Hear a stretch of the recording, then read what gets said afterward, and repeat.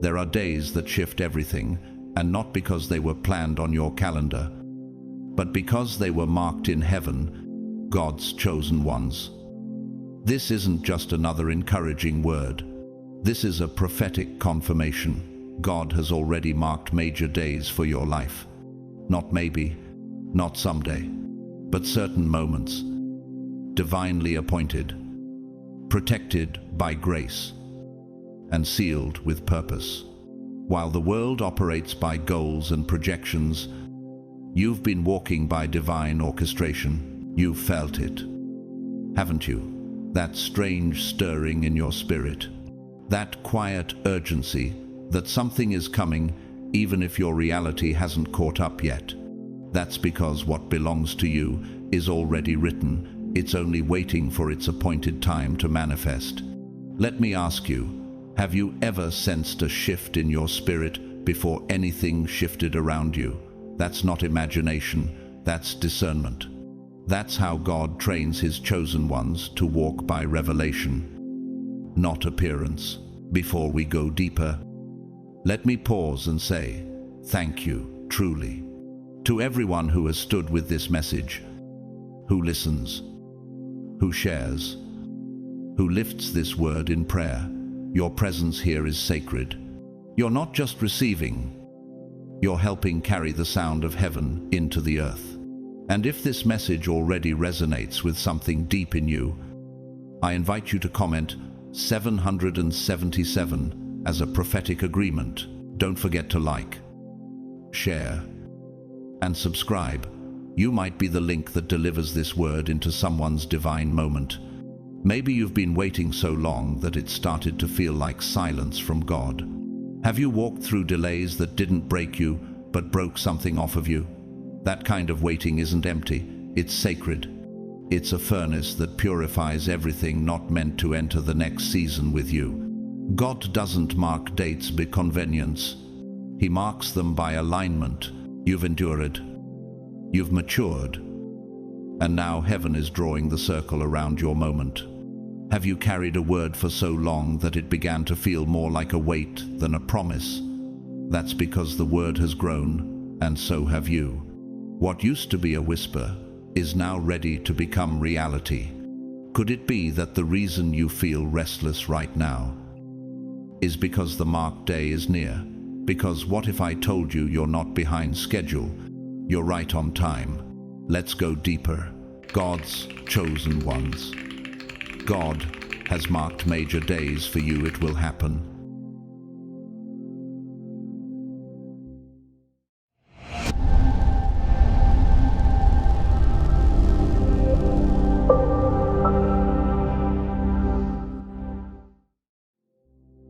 When the courts of heaven have issued a divine decree, not even the deepest roots of generational curses can entangle what's about to blossom in your life.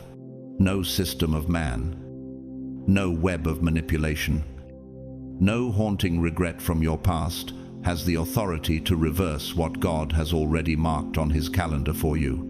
This date ordained before you were formed in the womb has been set in motion. Can you feel the tremble beneath the surface?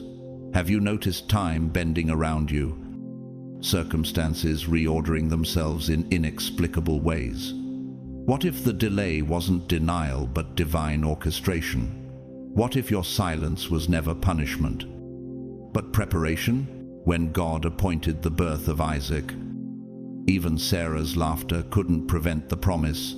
In Genesis 21:2, it says, Sarah conceived and bore Abraham a son in his old age.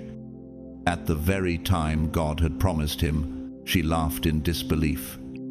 But heaven still kept the date, and you, just like Sarah, may have found yourself doubting, disqualifying, disbelieving. But your moment is not subject to your faith level. It's anchored in God's sovereignty. Can destiny be interrupted when the one who authors time has already signed the page? Can prophecy go void when it is sealed with divine breath? When Daniel prayed and fasted for 21 days, it looked like silence, but the angel told him in Daniel 10:12, "Since the first day you set your mind to gain understanding and to humble yourself before God. Your words were heard. The delay was warfare, not denial. Chosen one, are you discerning the spiritual battle surrounding your marked moment? Maria, a midwife from Cordoba, had served quietly for 38 years. In obscurity, she'd helped over 2,000 births, never asking for recognition. But one morning, the regional health commissioner, moved by a dream the night before, arrived at her doorstep with journalists and declared her a national hero. No marketing, no petitions, no striving, just divine appointment. Her entire life turned in 24 hours. Could something just as sudden be unfolding in the backdrop of your life? The enemy can see the weight of your upcoming season and is trying to exhaust you before you enter it. Why else have the attacks been so personal? Why else do the dreams feel so urgent? Why else do you feel both heavy and expectant, like a woman in her 9th month, walking slowly but carrying everything? When Jesus raised Lazarus, the timing seemed cruel, 4 days late. But in John 11:40, Jesus declared, "Did I not tell you that if you believe, you will see the glory of God?" This wasn't just resurrection, it was a global display of timing that no grave could resist. What if heaven has already briefed the earth about your rising, and the shaking you feel is the result of things aligning behind the veil? What if the rejection was divine redirection from people who couldn't handle your appointed elevation? What if your moment has already been rehearsed in the spirit, and now it's merely unfolding? The artist Makoto Fujimura, an abstract painter and cultural theorist, once said, "Every act of true creativity is an echo of the new creation." His journey into fame didn't come by chasing trends, but by honoring sacred timing.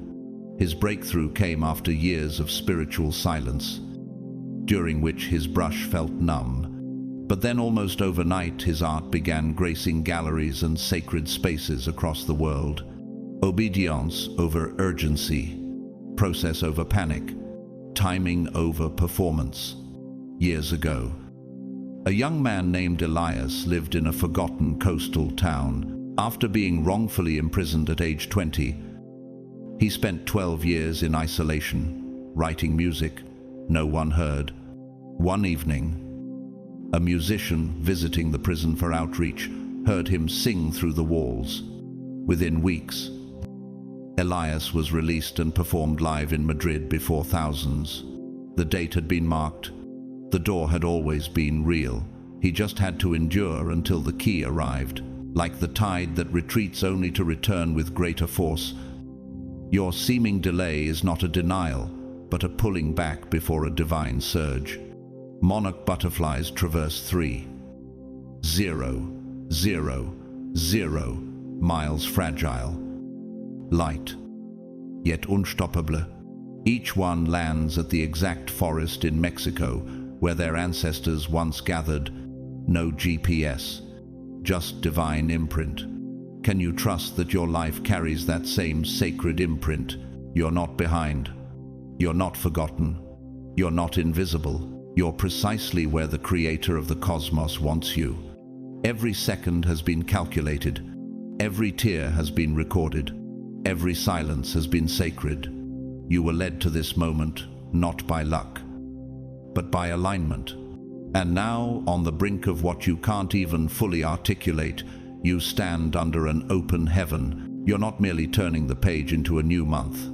You're walking through a veil that's thinning by divine design. The atmosphere around you is thick with eternity. Timelines are trembling, and heaven is leaning forward. The 1st, 2nd, and 3rd of August are not just future dates. They're etched into the scroll of your life, sealed with fire and purpose. Can you sense the hush before the divine unveiling? Can you feel how time itself seems to hesitate, waiting for your spirit to catch up with what has already been decreed? Chosen one, The Lord is saying, these 3 days are divine appointments that existed before the formation of the stars, before your name was ever spoken by human lips. It was whispered in heaven's courts as one who would walk through this exact corridor of time. How could that be a coincidence? What if these aren't just calendar squares, but celestial gates unlocking your next elevation? What if the weariness you've been feeling isn't exhaustion, it's the weight of birthing something eternal?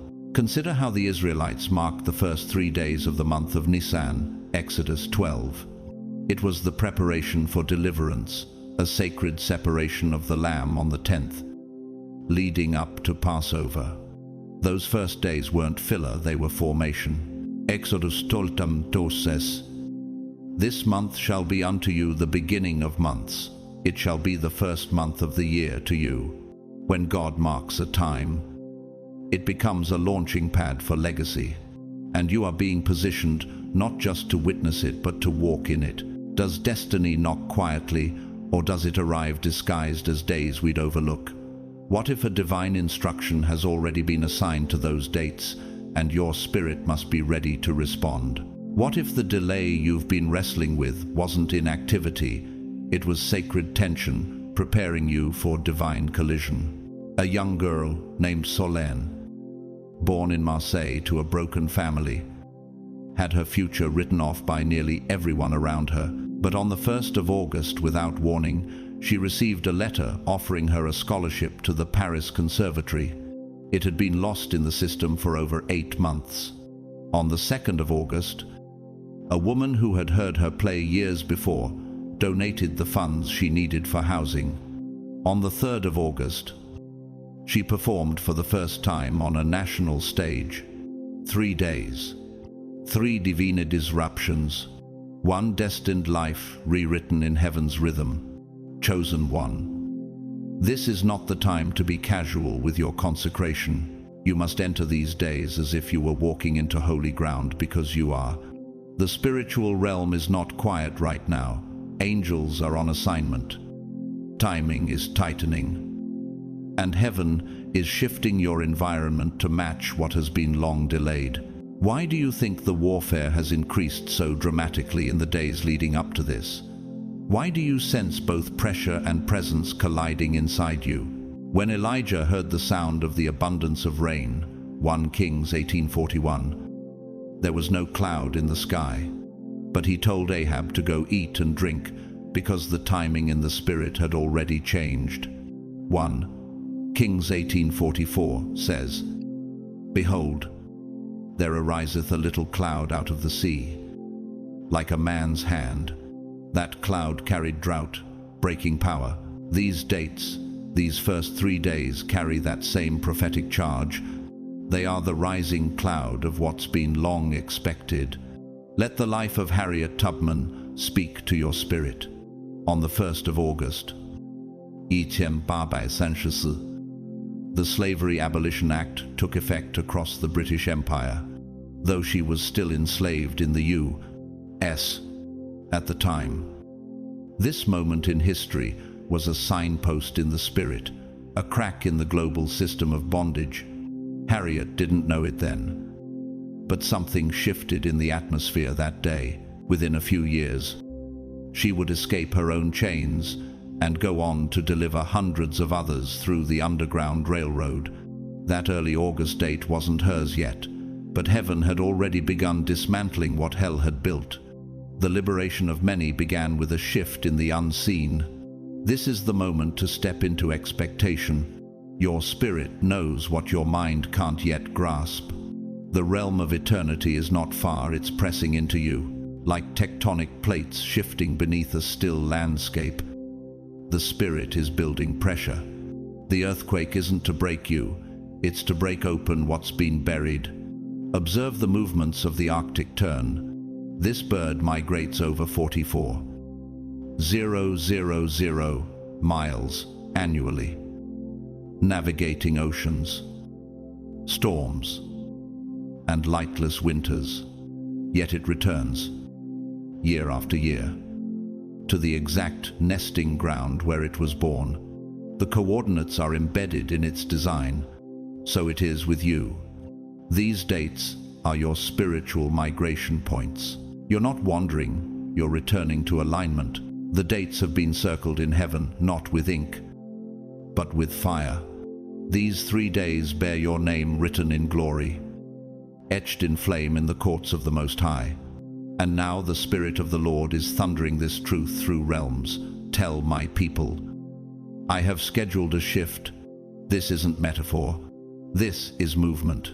Can you feel it pressing against the edge of your atmosphere? Can your soul hear the sound of time folding under the weight of eternity? Heaven has issued a decree that what eyes have not seen, what ears have not heard, what hasn't even entered into human imagination, is now coming into view. 1 Corinthians 2:9 declares, no eye has seen, no ear has heard, and no mind has imagined what God has prepared for those who love Him. These days, the 1st of August, 2nd, and 3rd are not ordinary. They are the final beats of a divine countdown, the last breaths of your wilderness, the first breath of your promised land. Do you know why your dreams have intensified? Do you wonder why your surroundings feel both chaotic and strangely pregnant with purpose? Because prophecy is merging with preparation, because the mantle that once fit you now feels heavy and worn, not because you're failing, but because it's falling. You're about to be clothed in new fire. You've outgrown the season that hid you. You've surpassed the lessons that silenced you. When Samuel went to Jesse's house, even the prophet didn't expect David to be the chosen one. Yet in 1 Samuel 16:13, it says, then Samuel took the horn of oil and anointed him in the presence of his brothers. And from that day on, the Spirit of the Lord came powerfully upon David. That was the day David was called, even though the crown wouldn't arrive for years. But the anointing shifted that day. So it is with you. These marked dates are not for display, but for deposit. The oil is being released now. The recognition will follow later. Chosen one. This isn't spiritual entertainment. This is heaven's trumpet call to awaken every buried prophecy in your bones. These are days when alignment becomes acceleration, when what you've carried secretly now begins to manifest publicly. What if the battle you just endured was not about your weakness, but about your weight in the Spirit? What if the pressure you felt was the final labor pain before delivery? Yalil, a young software engineer in Chicago, had faced rejection for months, applications unanswered, dreams deferred.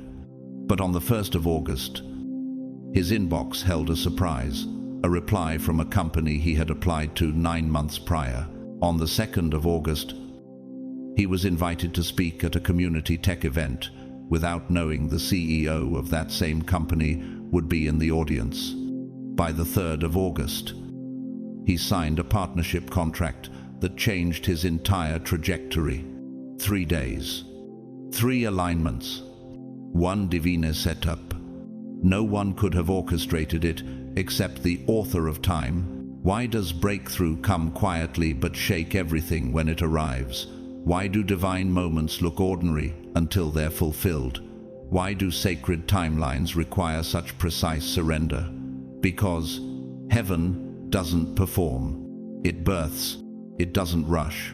It readies. And you, chosen one, have been prepared for this. Artist and survivor Frida Kahlo once said, I paint flowers so they will not die. For most of her life, she battled pain, physical, emotional, spiritual. Her art was born not from comfort, but from agony.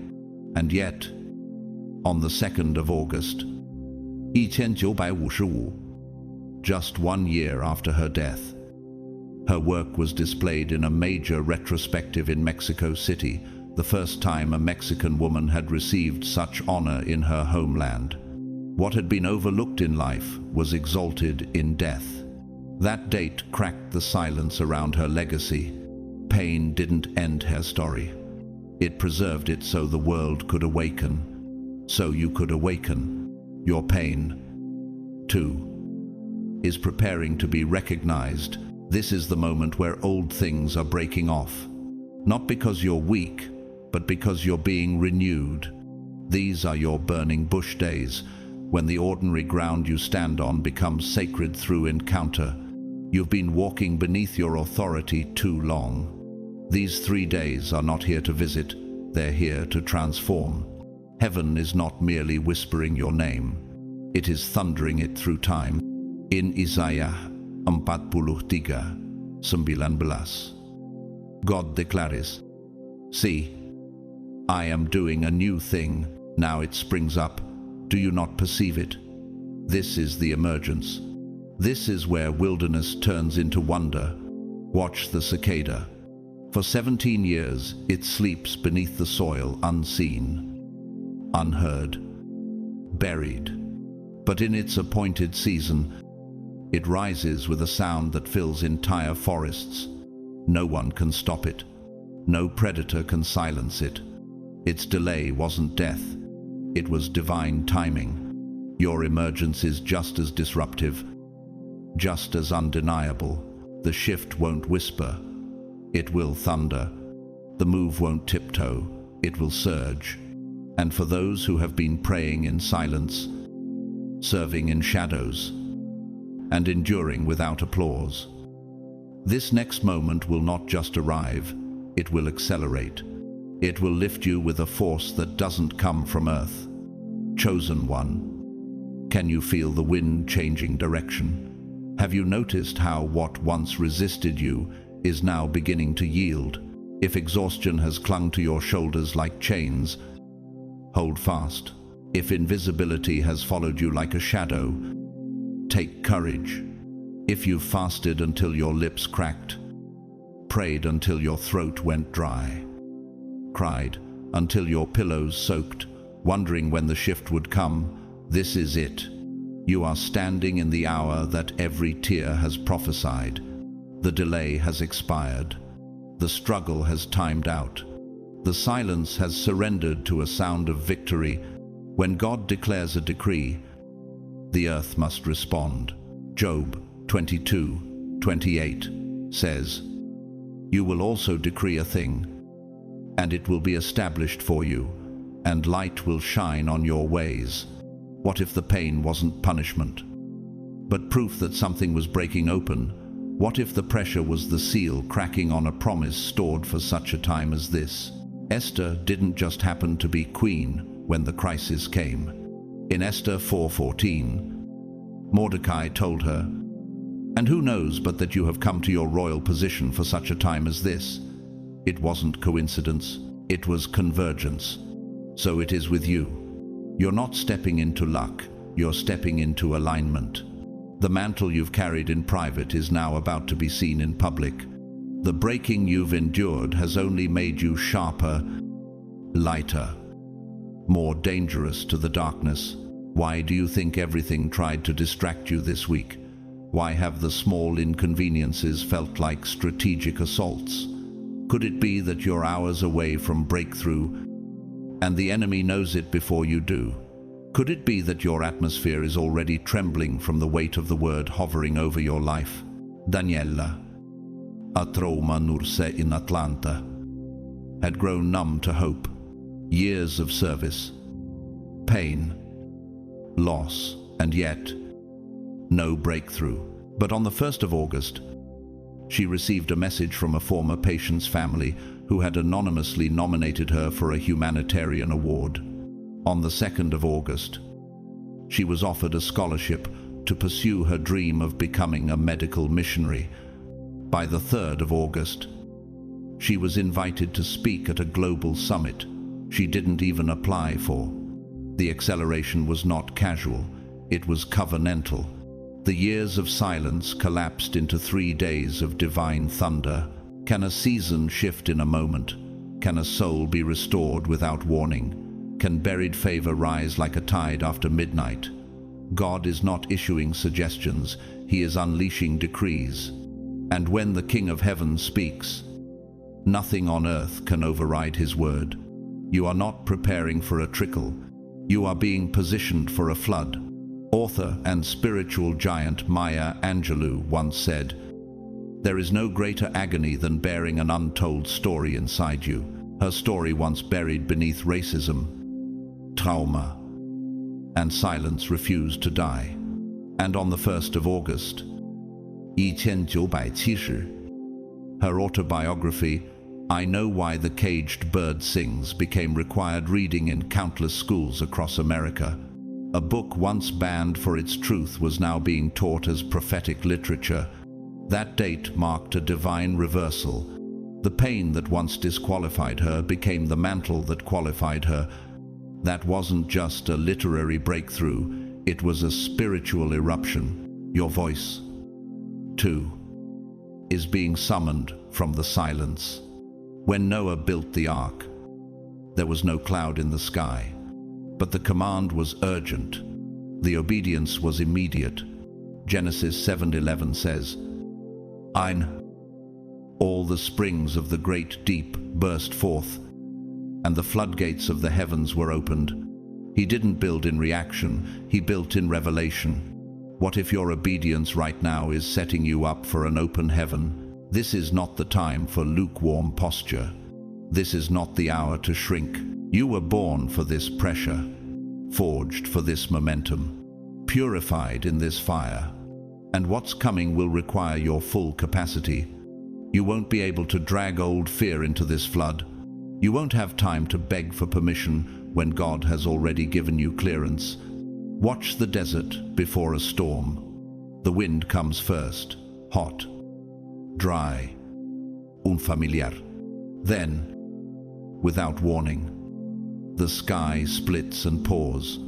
The ground that once cracked from drought becomes soaked in moments. So too is your soul.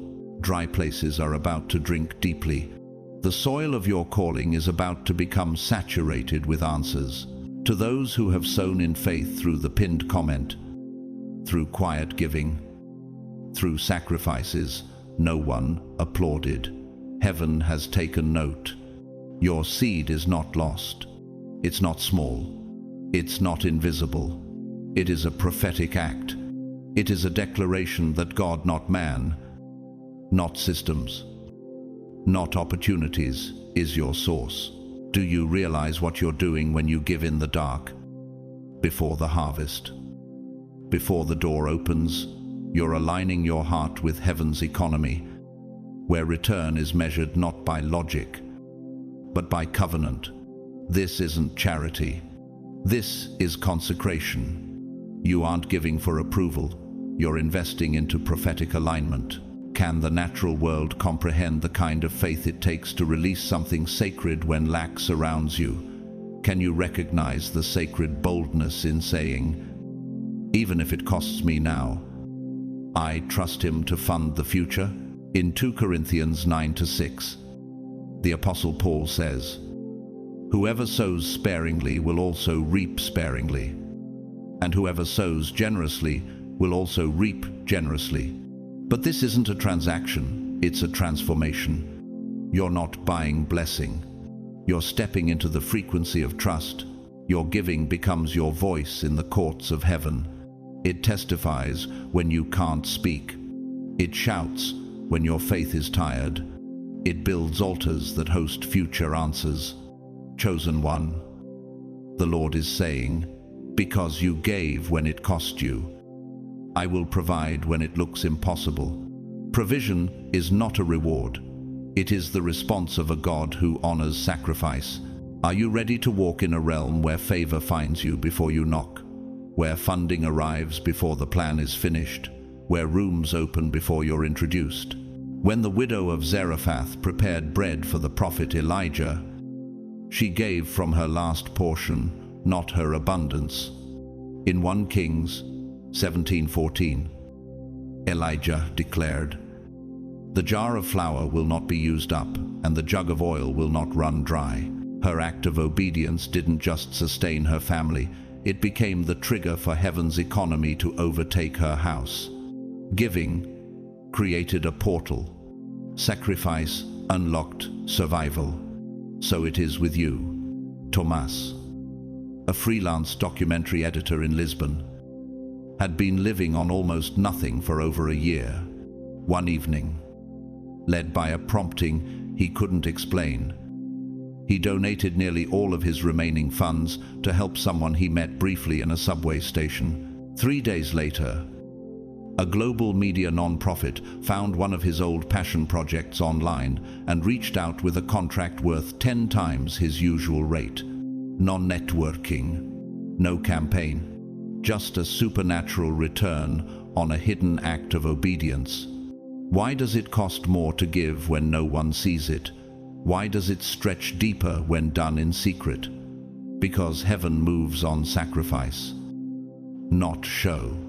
Because when you lay something down in faith, you're echoing what God himself did through Christ. And when God finds a mirror of his own generosity in you, he cannot ignore it. Let the legacy of James Baldwin ignite your faith. Before he became the voice of a nation's conscience, he left the comfort of America for France, carrying nothing but his pen, his pain, and his prophetic clarity. His giving wasn't public, but it was complete. The 2nd of August. 1948. He arrived in Paris, exiled but not erased. That quiet departure marked the beginning of his true liberation. The breaking open of a voice that would one day shake empires. He survived. His truth set others free. Destiny shifted. His exile became a launching ground for global awakening. That date wasn't escape, it was entrance. This is how heaven works. Throughout Scripture, God operated not in chaos but in calendar. He marked moments for movement. The day of Pentecost, in Acts 2, wasn't random. It was a divine setup. They waited. They gave themselves to prayer. Then suddenly, the wind of God filled the upper room, and history changed. God moved at his appointed time, and no one could contain the momentum. Why do certain moments carry weight? Why do some windows feel thinner between heaven and earth? Could it be that you're not imagining the pressure, but sensing the convergence of divine timing and your radical obedience? There is a rhythm in the spirit that only the surrendered can dance to. When your sacrifice aligns with the appointed time, acceleration is no longer a theory. It becomes a lived encounter, not just provision, multiplication, not just access, inheritance. Watch the olive tree. It takes years before it bears fruit, but once its roots go deep enough, it becomes one of the most resilient, fruitful trees on earth. It survives drought. It thrives in silence. It produces oil for generations. What you're sowing now may not feel like a harvest, but it is a root system anchoring you for generational breakthrough. You've planted, you've believed. Now prepare. The cloud is forming. The oil is rising. The gates are opening. And heaven is answering. There is a rhythm in the heavens, and every destiny on earth has been assigned a beat within it. Not a single purpose is random. Not a single moment is wasted. And when God speaks through time, he doesn't stutter. He moves with precision. The scriptures declare this with burning clarity. Genesis 18:14 asks, "Is anything too hard for the Lord? At the appointed time, I will return to you." This was spoken to Sarah, whose womb had been declared barren, whose hope had gone brittle with age. But heaven wasn't operating on biology. It was anchored in prophecy. The impossible was not ignored, it was scheduled. So it is with you. Your delay isn't denial. It's divine choreography. Do you know what happens when time bows to eternity?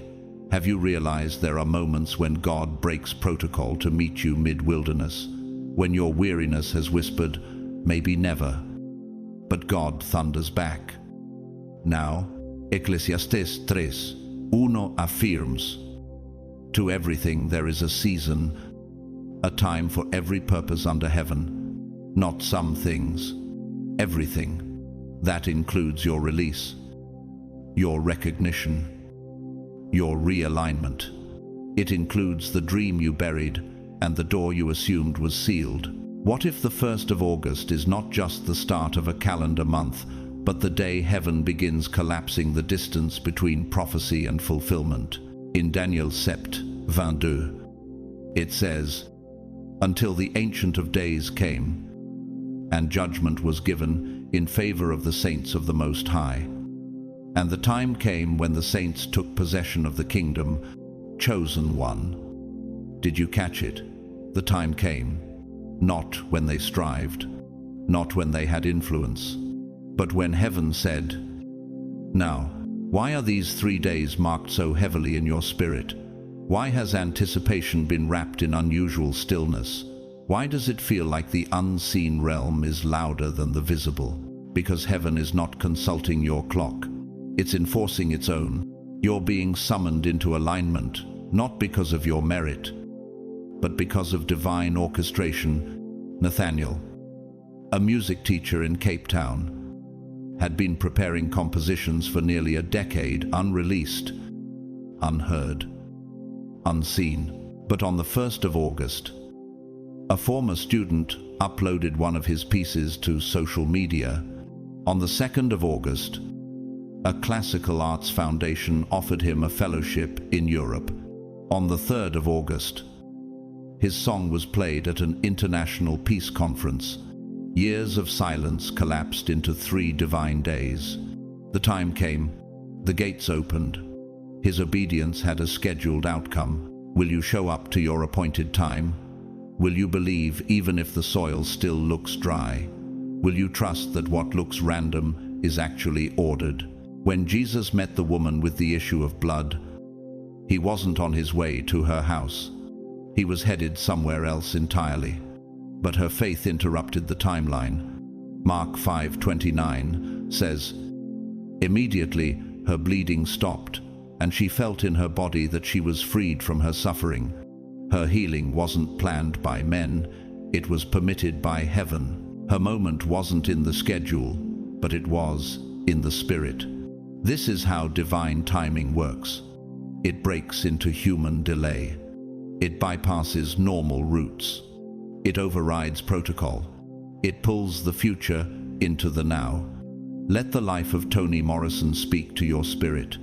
For decades, she labored in quiet brilliance, writing, editing, and lifting other voices before her own was truly heard. But on the 2nd of August, 1993, everything changed. She received the call that she had won the Nobel Prize in Literature, the first black woman in history to do so. It wasn't just an award. It was a spiritual vindication. Her pen had carved space for the unheard. Her voice had become a shelter. That day didn't crown her. It confirmed what heaven had long decreed. Recognition arrived late, but it arrived loud. Your hidden work, too, is being summoned. When heaven marks a date, earth must adjust its posture. What if these first days of August are not simply seasonal, but sovereign? What if the anxiety you've carried is the tremor before the release? Watch the rhythm of the moon. It governs tides, dictates light, influences life, and yet it makes no sound. Its influence is felt, not heard. Its alignment with the earth creates visible change waves that break open new shores. So it is, when your faith aligns with heaven's timing, the pull is invisible, but the effect is undeniable. God is bringing order to chaos. He is synchronizing what's been fragmented in your life. He is calling what's been dormant to attention. These 3 days are not optional windows. They are divine intersections. They are heaven's response to prayers, whispered in rooms no one saw. This is not just a reset, it is a divine reordering. Heaven isn't pushing restart to shame you, but to align you. This is the day where the scattered fragments of your life begin to reform into a blueprint that was always there, just hidden beneath delay. disorientation, and disappointment. Can you feel it? That holy tension in your chest that says, something's shifting? That sense that what used to confuse you is now clicking into place. For many, this won't be loud or dramatic. It'll feel like a spiritual chiropractor cracking things back into place suddenly. You'll breathe easier. Suddenly, you'll see clearer. Suddenly, your time, focus, thoughts, and connections will start to synchronize. It's not because you forced it. It's because heaven is restoring what's been out of rhythm for too long. Have you ever wondered why your timing never matched others? Why certain doors opened for everyone else but paused when it came to you? Proverbs 3-6 speaks directly to your now. In all your ways acknowledge him, and he will direct your path.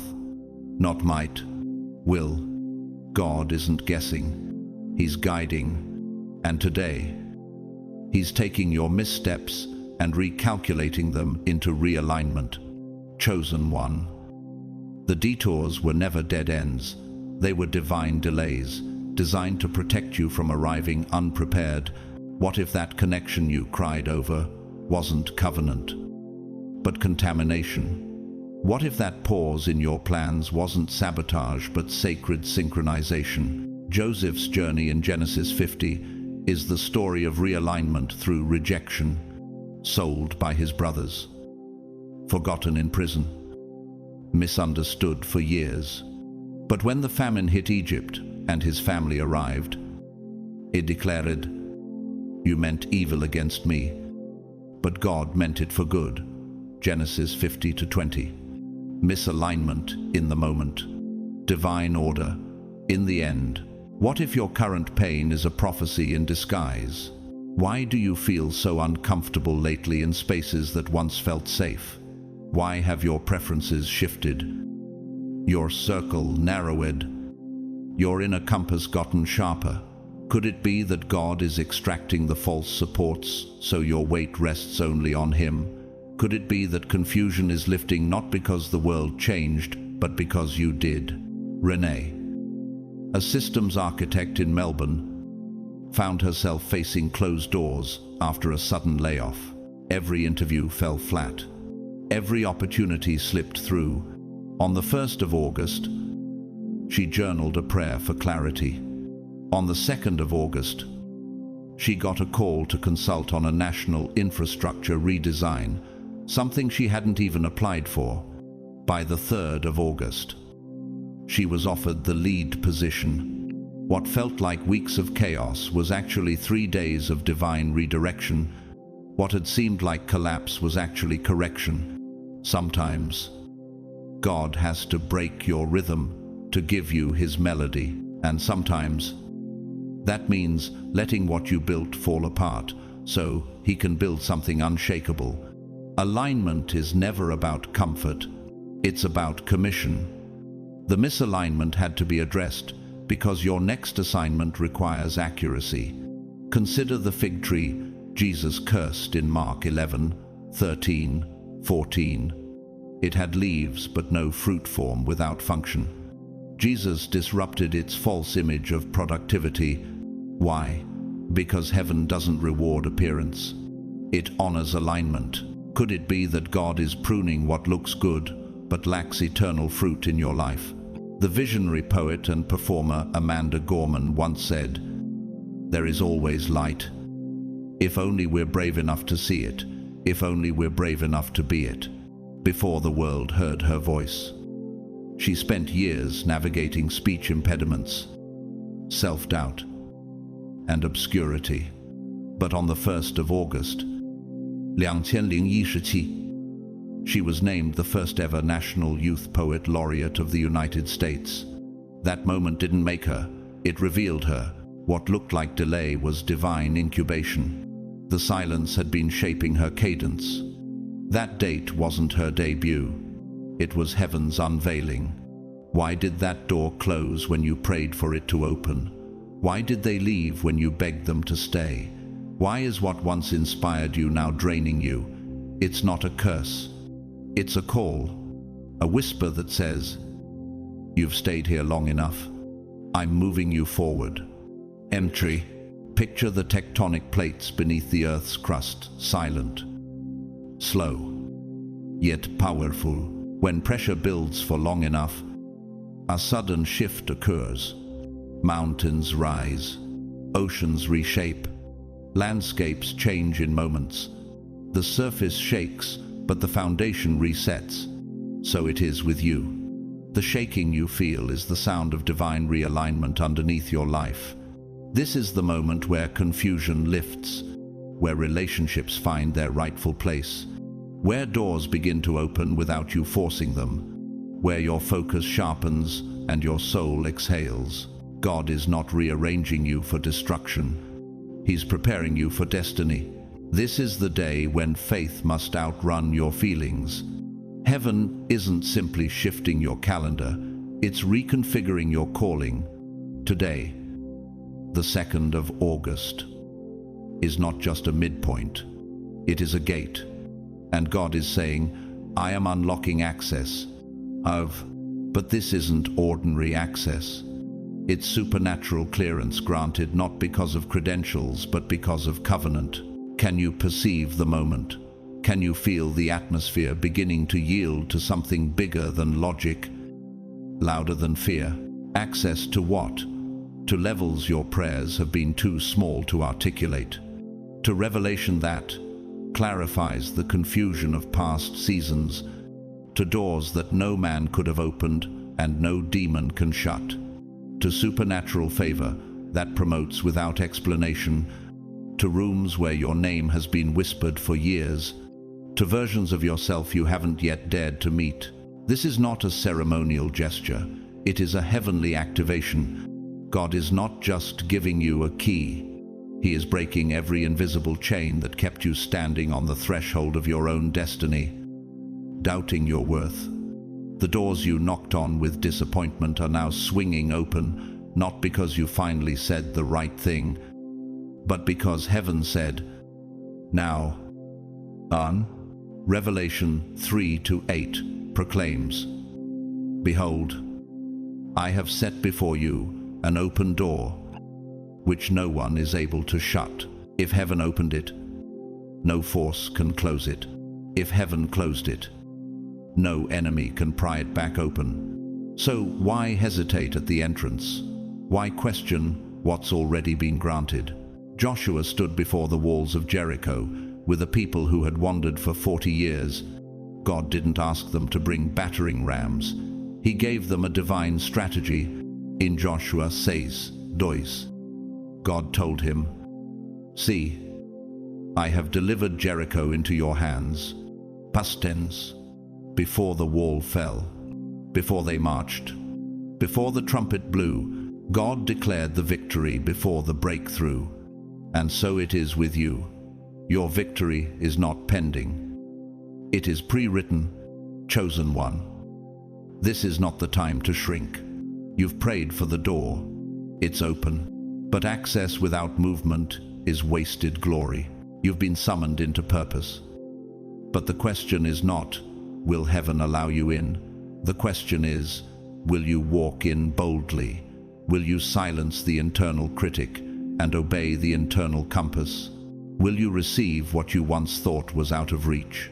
Ezra, a quietly gifted strategist in Lagos, had always felt like he was made for more, but never saw the path. On the 2nd of August, a forgotten mentor mentioned his name in a closed-door meeting. On the 3rd of August, he was appointed to lead a transformation task force for a regional alliance. No announcement, no campaign. Just one moment of divine mention, unlocking years of prophetic promise. Why do you keep second-guessing your anointing when heaven has already signed your name? Why do you keep rehearsing disqualifications that the blood of Jesus erased long ago? Why are you waiting for permission when you were born to be the answer? Actor and writer Michaela Coel once said, "Don't be afraid to disappear from it. Something new can grow." After years of compromise and cultural erasure, she walked away from a massive Netflix deal, choosing ownership over exposure. And on the 3rd of August, 2020, I May Destroy. You premiered in the U.S. Redefining television, trauma, and truth. That wasn't just a show, it was a spiritual rupture. She didn't wait for permission. She became the portal. What the world called risky, heaven called righteous. That day wasn't a debut. It was a declaration. Authenticity is authority. Chosen one. If the 1st of August was your alignment, and the 2nd of August is your access, then the 3rd of August is your assignment. Today is when heaven places a scroll in your spirit. The page is not blank, it's already written. God says, now that your life is back in order, now that you've stopped pacing outside the door, now that you've walked in, I can show you why I called you. Jeremiah 1:5 says, before I formed you in the womb, I knew you. And before you were born, I set you apart. Your assignment is not being created today, it is being activated. Purpose doesn't start here, it erupts here. Consider the eagle's first leap from the cliff. It doesn't jump because it trusts the wind. It jumps because it trusts the wings it didn't know it had until it moved. That's what today is. This is your leap. This is your launch. This is where flight begins. You're no longer waiting in the hallway. You're stepping into the room heaven built for you before you ever knew to ask for it. The distractions have been cleared. The detours have done their work. The doors have opened, and now the voice of the Lord is speaking not just into your atmosphere, but directly into your soul. Jeremiah 1:5 still echoes through the generations. Before I formed you in the womb, I knew you. Before you were born, I set you apart. This was never about self-discovery. Can you sense the urgency? Can you feel that this is more than opportunity, this is ordination? Gideon tried to hide. He called himself the least. But in Judges 6:12, the angel of the Lord appeared and said, "The Lord is with you, mighty warrior." Gideon hadn't yet fought a battle, but heaven had already declared his identity. So it is with you. You've been chosen not because of your resume, but because of your response. Why do you still hesitate as if you're not already marked? Why do you question the fire when it's clearly not from within but from above? Why are you waiting for someone else to validate what God already branded with his hand? Natalia, a social worker in Montreal, spent years helping others while quietly battling her own doubt. On the 3rd of August, she was given a grant to start a trauma-informed center for youth. She wept not because of the money, but because deep inside, she had always known it was what she was born for. That day wasn't about provision, it was about permission. And now, so is yours, chosen one. This isn't about a dream anymore. This is about assignment. This is when calling collides with action, when prayers become movement, and when prophecy takes shape in your hands. You're not stepping into ambition. You're stepping into apostolic alignment.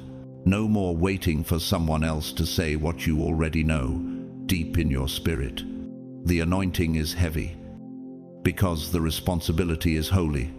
Like the lion awakening from sleep, your roar is not learned, it's activated. The silence that once protected you now suffocates you. The places that used to fit now feel too small. You are being called out of the shadows and into the field. This is where prophecy gets its hands dirty. This is where destiny gets loud. Chosen one, the time has come. You will feel the holy fire to build, to write, to preach, to paint, to counsel, to intercede, to lead, to war, to finish. No more fear, no more what if, no more waiting for someone to invite you when God has already sent you. You are not stepping into man's plan. You are stepping into God's blueprint. You were not created for convenience. You were called for conquest. And heaven has just turned the page. This is not a rehearsal. This is your activation day.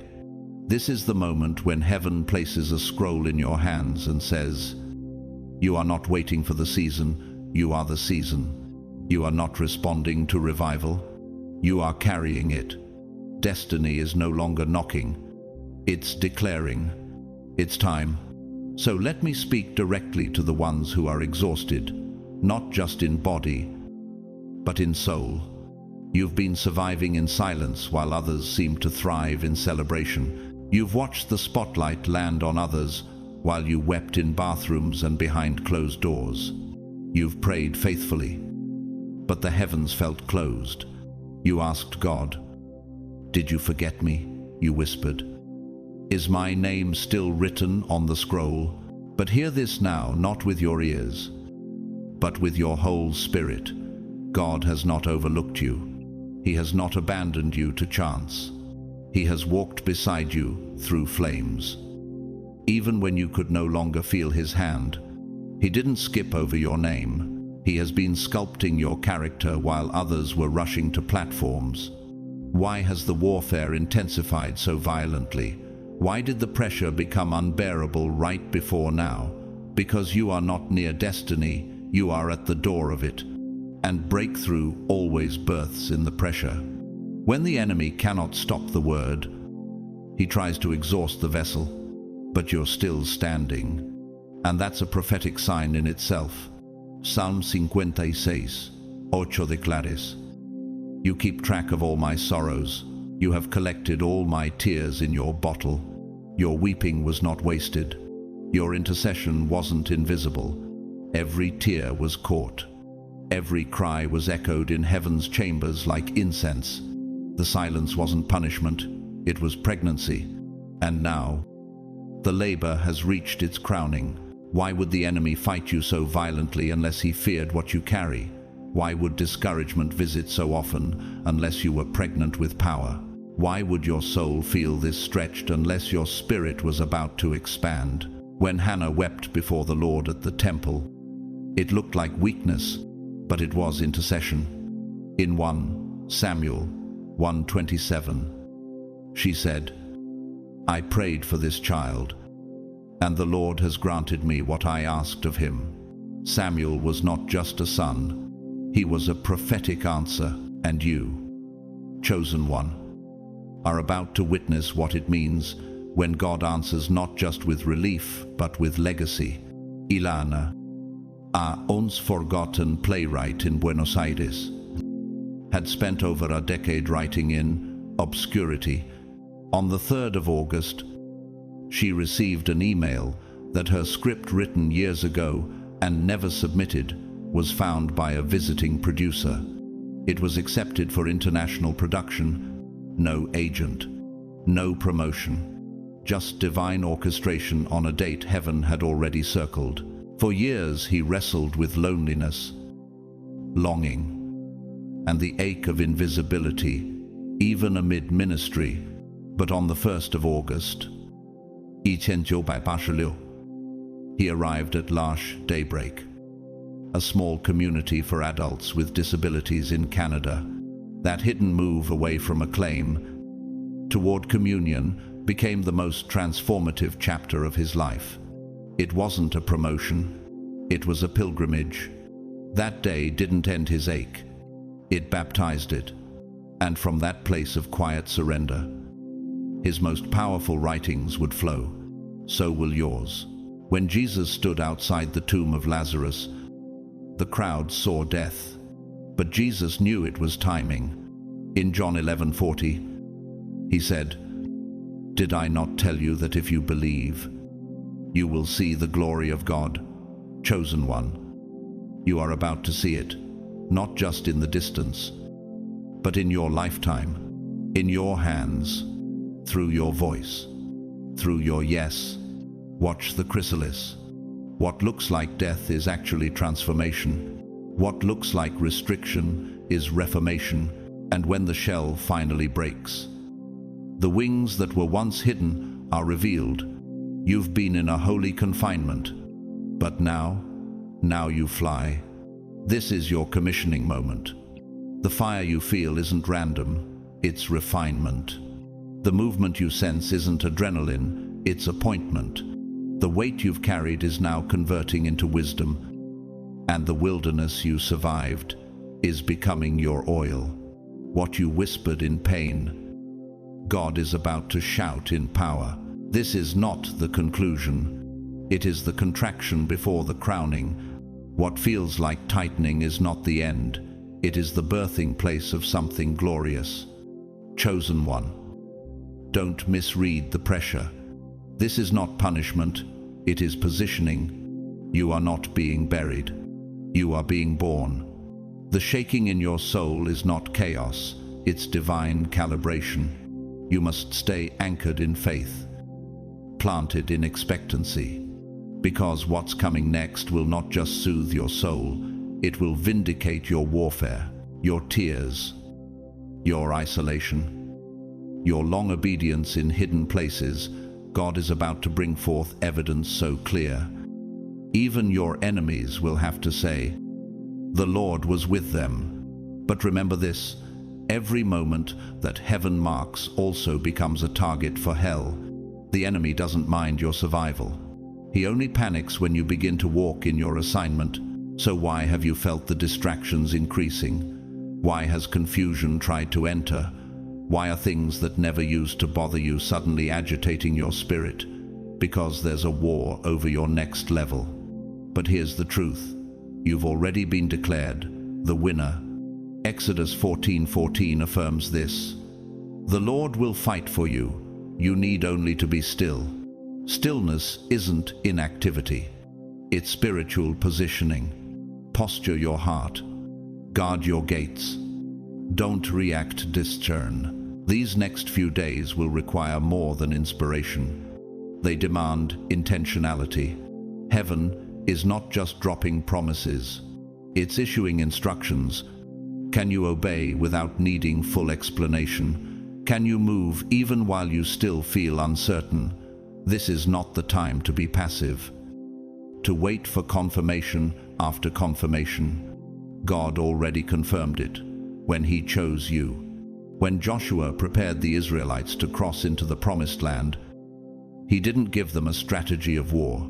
He gave them a call to sanctification. In Joshua 3:5, è declared, "Sanctify yourselves, for tomorrow the Lord will do wonders among you." This wasn't poetic suggestion. It was prophetic instruction. The wonder was conditional.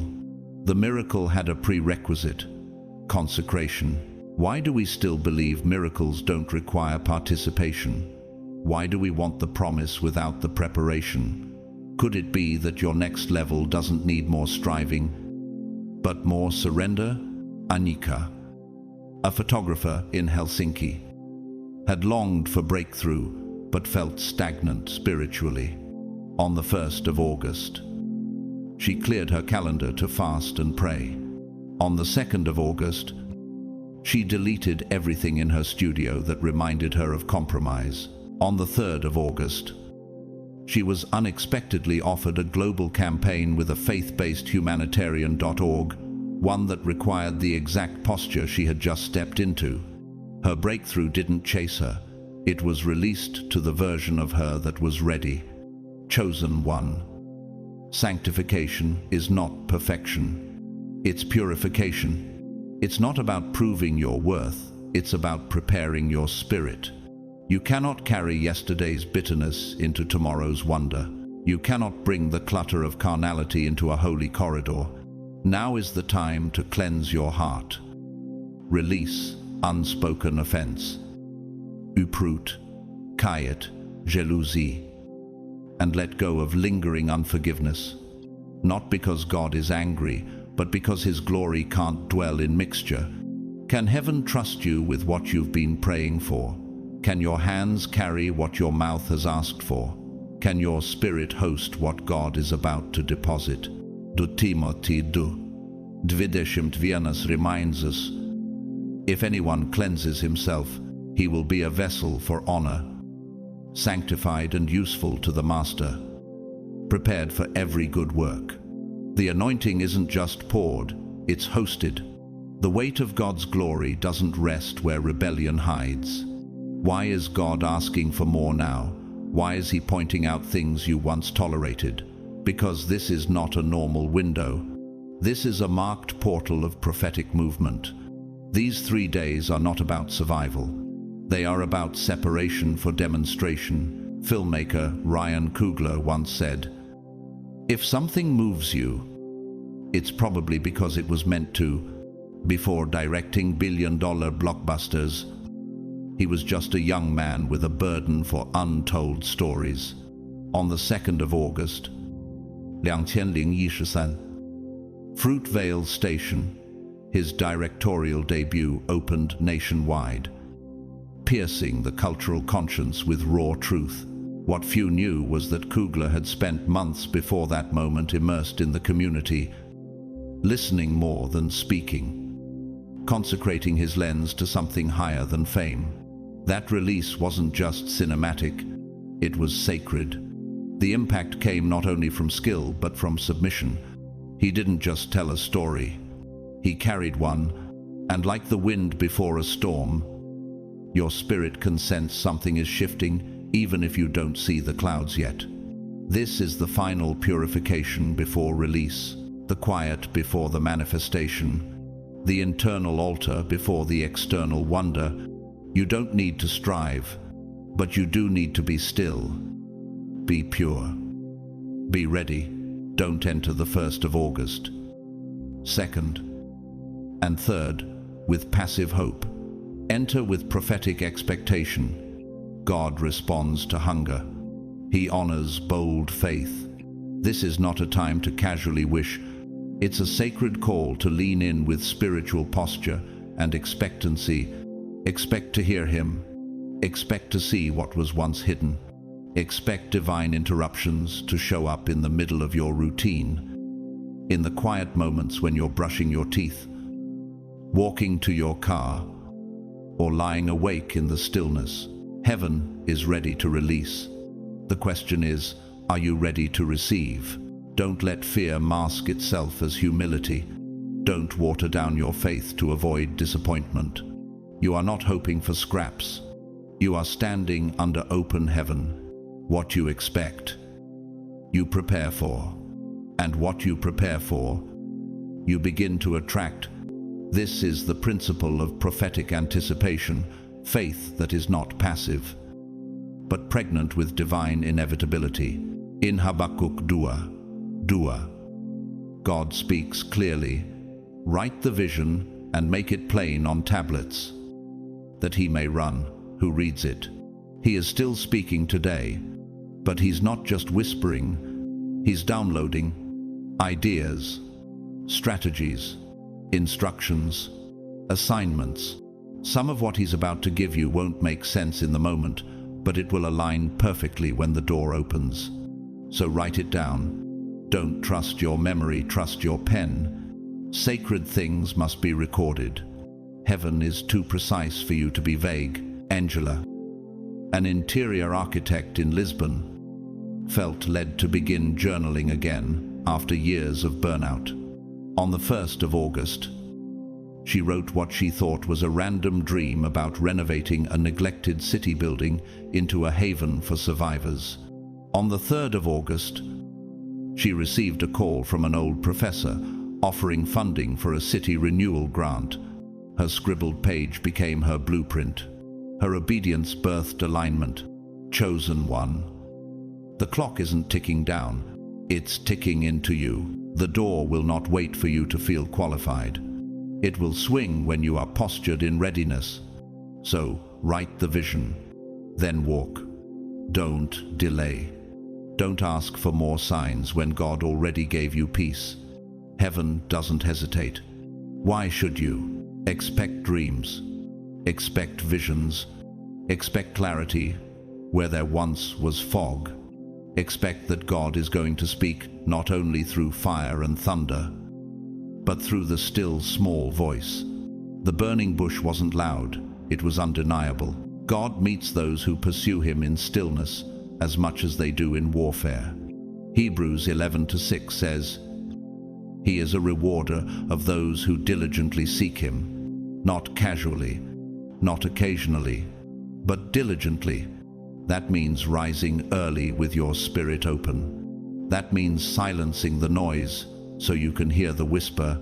That means saying, "Lord, I'm listening, even if you speak through silence." This know, and when he speaks, let your response be bold. Don't downplay what he gives you. Don't bury the scroll because it scares you. The voice of God isn't always safe, but it is always sovereign. And the quicker you respond, the quicker you align. Visual artist and activist Theaster Gates, known for transforming abandoned buildings into cultural sanctuaries, once said, "I believe that beauty has the power to change the world, but before every public project, he retreats for solitude and prayer." He attributes every breakthrough not to genius, but to quiet obedience to God's nudges. You don't need a crowd to be confirmed. You need the conviction of heaven. Wake up every day leading up to this divine window and declare aloud, "I am marked. I am aligned. I have access. I am assigned. Heaven has scheduled my breakthrough. I will not miss my moment." End of. Let this declaration rise like incense in your home. Speak it until your environment shifts. Speak it until your thoughts bow to it. Speak it until the enemy flees at the sound of it. You've cried long enough. You've waited long enough. You've endured storms, confusion, and silence long enough. This is your turning. The season of delay is breaking under the weight of prophetic acceleration. The dry places are about to bloom. The air around you is shifting. Can you feel it? Not emotionally, spiritually. Because in the spirit, everything has already moved. The tree does not bloom when the weather says so.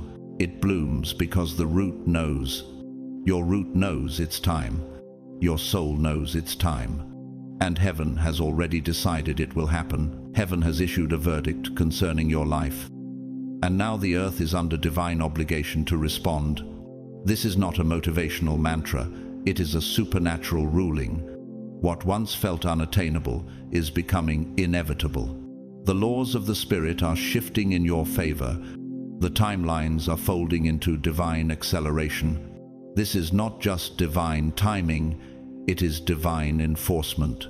What has been declared in heaven must now materialize in your realm. Chosen one. The same God who told the sea to stand still for Moses, who silenced the lions' mouths for Daniel, who opened a barren womb for Hannah, is about to perform a shift so swift. Your history won't recognize your future. Genesis 21:2 reminds us. At the set time of which God had spoken, Sarah bore Abraham a son. The set time always overrides delay. God's clock never malfunctions. These dates, the 1st of August, 2nd, and 3rd, they are not mere calendar markers. They are portals, thresholds into what was ordained before time. Knew your name. What if the door you've been praying for isn't opening because you haven't yet realized you're standing in front of it? What if favor has already been released and is circling your atmosphere, waiting for you to walk with the authority you've already been given? On the 3rd of August, 2008, author and worship leader Darlene Jeck stood in front of her church. Having just begun treatment for breast cancer, her body was weak, but her spirit was resolute. That morning, she didn't lead worship, she became worship. In the middle of chemo, she declared God's goodness with trembling hands lifted high. It wasn't the medicine that marked her healing, it was surrender. That day wasn't the end of her fight. It was the beginning of a divine defiance. Today, her voice still carries freedom across nations. Some breakthroughs aren't loud. They're holy. These days are not passive, they are prophetic. They carry the thunder of divine appointment and the echo of eternity. Heaven has already signed off on them. The ink is eternal. Will you treat what's holy as common, or will you stand up and respond like the warrior you are, chosen one? This is your moment to see the invisible and respond before the natural catches up. Destiny isn't waiting for applause. It's waiting for agreement. Let me tell you about Julien, a reclusive violin maker in a forgotten French village.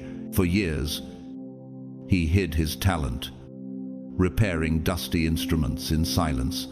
On the 3rd of August, he felt an inexplicable urge to string together a violin using an ancient wood he'd stored for decades. Days later, a world-renowned conductor, lost on a countryside trip, stumbled into his shop. That single violin opened a global commission that changed his life. No resume, no credentials, just a divine collision between calling and timing, like the tidal convergence of moon and current that births bioluminescent waves glowing in the dark sea. Your life is about to illuminate. What was hidden will glow with undeniable glory. The current has shifted. Esther 4:14 declares, "Who knows whether you have come to the kingdom for such a time as this? This is not coincidence. This is Kairos, God's appointed time. When God writes a date in heaven, no algorithm, no curse, no delay, no trauma, and no devil in hell can remove it. The gates of hell may try to distract you, but they cannot delete what was etched in glory. So how will you respond? Will you enter this moment with trembling or with trust? Will you fast with intention? Will you worship with clarity? Will you write what he shows you, pray what he speaks, and obey without hesitation? Say this out loud until your doubt bows to it. I am chosen. I am called. I am trusted with this moment. I will not shrink back. I will not miss my door. Heaven has written it. Hell cannot erase it. It will happen. Walk into the 1st of August, 2nd, and 3rd, like you know your name was attached to them. Because heaven did not invite you here to wonder. Heaven summoned you to witness. You are the evidence that God still marks days for destiny. This is where we pause.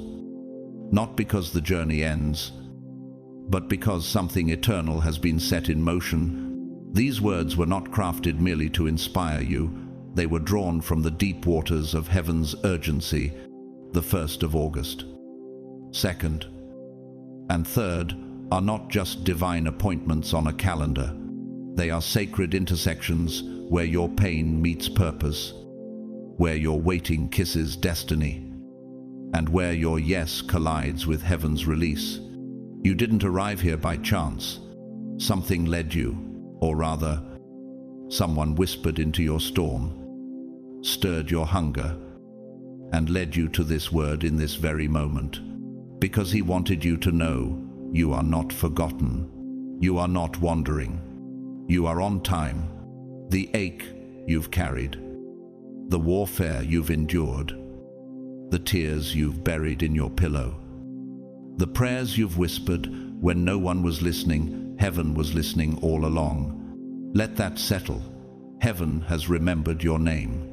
God is not vague. He is not accidental. He is precise. He has marked these days not to tease you, but to transition you. He is releasing not just favor, but framework. Not just miracles, but movement. Not just comfort, but commission.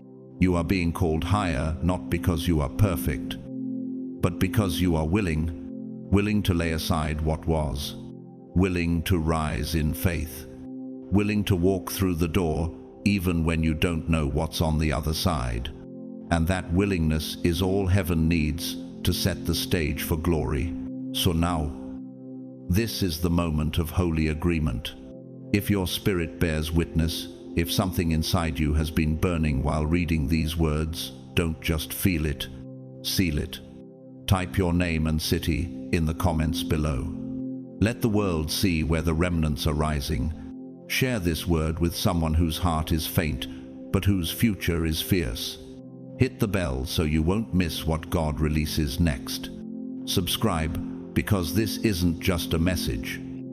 It's a movement, and if you feel led to sow, you can give through super thanks or the pinned comment. Whether you give or not, hear me clearly.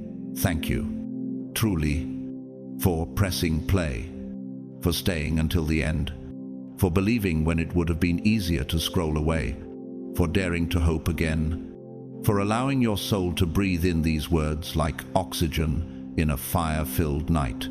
And even if you didn't say a word in the comments, even if your support was silent, heaven sees it. The God who counts your tears and measures your sighs knows exactly how much this moment cost you. So here, before we close, let me bless you. I speak divine strength over your soul. I speak clarity to every storm of confusion. I speak holy acceleration over the visions you've been too tired to chase. May you feel heaven's wind behind your back. May you walk like you know the weight of glory on your shoulders. May your hands be anointed to build, to heal, to restore, and to war. May your mouth speak only what aligns with heaven. May the 1st of August, 2nd, and 3rd be sealed as your divine turning point. And may everything that tried to bury you have no choice but to watch you rise. This is not the end. This is the birthing place of a new reality. And you, chosen one, are not just waiting for a miracle. You are becoming one. It will happen, and nothing can stop it now.